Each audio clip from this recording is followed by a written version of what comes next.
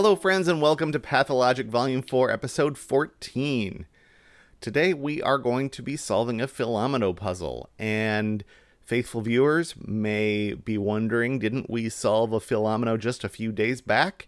And the answer is yes. Just a couple weeks ago we had another one of these, but the reason is that we are following through the archives of the Cracking the Cryptic Genuinely Approachable Pencil Puzzles series. We are going through those in order, and for whatever reason, there were a couple of these puzzles near each other in the sequence. But I don't mind because it's a fun puzzle to solve. And in case you didn't see that previous video, of course, you can go back and watch it. But we will have a quick refresher for you as we take a look at the rules. In a Fillomino puzzle, we will divide the grid up into regions of various sizes. We're going to do that by drawing lines along the dotted lines in the grid to section the grid off. Every number in the grid has to be in a region of that size. For instance, if there's a 3 in the grid, it needs to end up in a 3-block region. So you can see here this 2 indicates that it is part of a region of size 2, the 4 is in a 4, and so on. Note that there can be regions in the grid that don't have any given numbers, and there can be regions in the grid, even though it's not in this example, that have more than one given number. They would obviously be the same number in that case. Regions of the same size cannot share an edge. They cannot be orthogonally adjacent. So, as you can see in the example puzzle solution, the 2 regions are not touching and the 4 regions are not touching. Touching diagonally would be allowed. Those are all of the rules of Fillomino. So it's time to solve a puzzle. Today's Fillomino puzzle was set by Freddie Hand.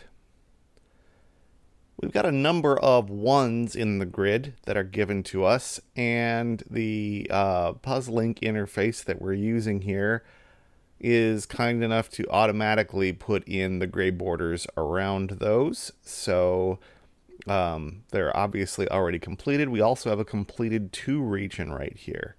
So we can start by looking for any other 2s, and there are a couple of them here. And we already know how those go because we can't extend either of them into this cell or they would touch each other. So we're going to have some borders on that side. And therefore, they are going to go north in this case and west in this case.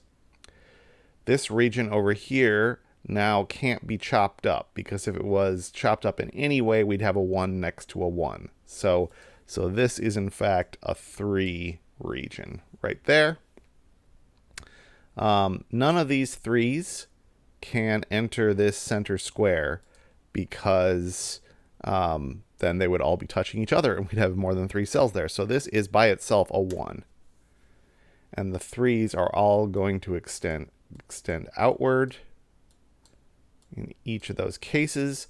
But this one and this one, and all 3 of these are constrained by seeing another 3, encountering another 3. This 3 can't go north or west, or it would meet up with this and be 4 cells large. So it does go to the east. This one, same thing here, goes to the south. And this one right here must go to the east. That does a few things. Right here where I left off, I see that this cell can't be more of that 3 region. So it's got to be by itself. It's got to be a 1. And the 3 has got to go south. Does that happen anywhere else? I don't think so. This 3 now can't encounter this region of 3. So we got to wall off those 2 sides. And so it must go north and then east. This 4 might take that cell, but certainly at least takes these 2. And now can't go any further because then we'd have a 5-cell region with 4s in it. So it can't go any further. So this goes west. This 4 can't go north or it would touch these. So it goes east, maybe north, definitely south. This 3 can't go west or it would touch this region, can't go south or it would touch that region. So it goes east and then south, and that now tells us this 4 actually does go north, leaving us with a 1 right there. We got another 1 that's fully defined right there. This region has to be a 2 because if we split it up, we'd have 1s touching 1s. So we got a 2 there. Let's see what else is jumping out at me. This 4, regardless of what it does, is going to take up this cell for sure. It might be these 4, or it might be only 3 of them and stretching further. Don't know yet. This 3, though, can't go north or east because of this. So it is stopped there and goes south, then west. And now that tells us this 4 is only these 4 cells. This 3 now goes east. What about this region? Can we split this up in any way? This cell right here could only be a 1 or a 4. If it were a 1, we can't have the rest be a 3 because it would touch this. We couldn't have this be a 2. It would have to be another, and it can't be another 1.